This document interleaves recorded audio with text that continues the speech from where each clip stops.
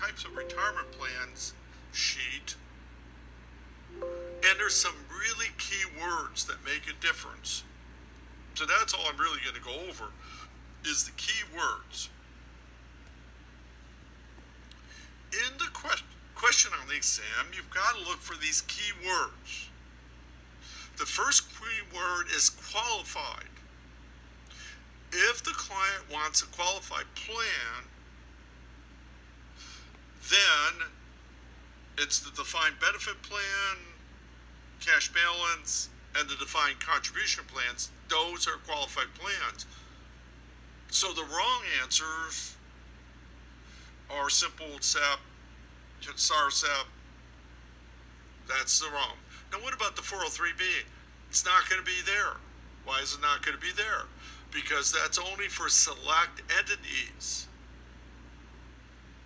403B is going to be its own question. Doesn't fit with what I just talked about.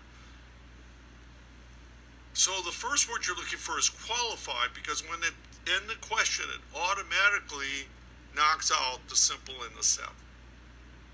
They're wrong answers. The second key word is the word pension. Only 4 plans are pension plans. Defined benefit, cash balance, money purchase, target benefit are pension plans.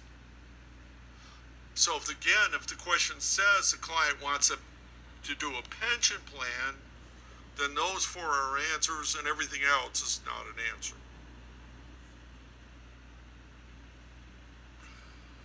Now, is ERISA a factor? Could be in a question. Because ERISA plans are more creditor protected than IRAs. You may disagree with me on that, but I'm telling you that ERISA plans are more creditor protected than IRAs are. But of course, when you do an ERISA plan, you're subject to a lot of plan administration. So if the client says, I want a simple plan, not necessarily the word simple, but more of, I want an easier to install plan without all this administrative burden, financial burden, you don't want to do a qualified plan. So if the wording is, I don't want to have administrative burdens, and ERISA causes administrative burdens, then the answers are simple or SEP.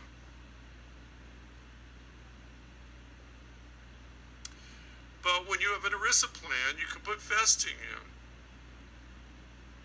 And vesting is good, because sometimes that holds the employee into a situation where he or she stays with you. Because, like on a 5-year vesting, they have to be there for 1 year to be eligible, plus 5 years to be 100%.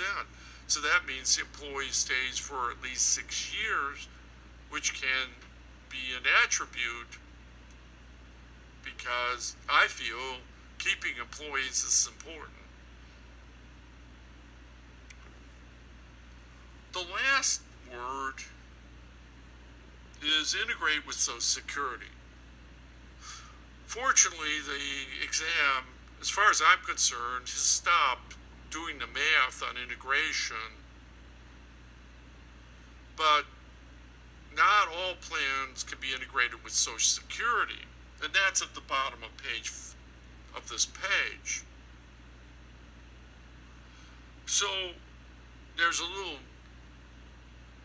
kick to this thing, in that defined benefit, cash balance, money purchase, target benefit, profit sharing, and stock bonus can be integrated, but ESOPs cannot be integrated with Social Security. But then there's a kind of a little thing here that I need to make sure you see, that the SEPs can be integrated with Social Security. Yeah, they can. Strange, but they can. Most people don't know that. It is an advantage to a SEP to be able to integrate it with Social Security, much like many of the other plans, because it does benefit the owner-employee when he can integrate the plan with Social Security. So these key words eliminate plans. So qualified eliminates simple and SEP. Pension eliminates profit sharing, stock bonus, ESOP, simple, and SEP.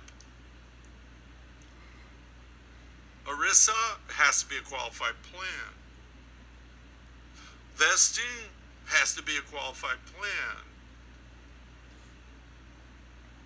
Integrate is the only exception where the SEP can be integrated and the ESOP cannot. So some of these key words drive you into the type of plan that you should elect. The other thing is favoring young employees. So all the plans, including cash balance, generally favor younger employees because they have more years to retirement.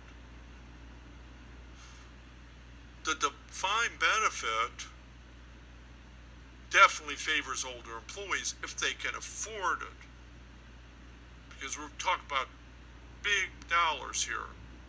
Now, granted, target benefit does benefit older employees, but not anything like defined benefit does. Defined benefit is the plan, because this is the only plan that can meet certain retirement benefits. Absolutely. So I know the instructors have gone over this, you've reviewed this. I just want to make sure you see these key words, because the key words direct you to the answer. When I designed all of these flowcharts, I called them roadmaps, because it tells you whether to go left, right, etc. So they're like roadmaps. They tell you which direction to go, because a word tells you which way to go. Watch for the words. Okay.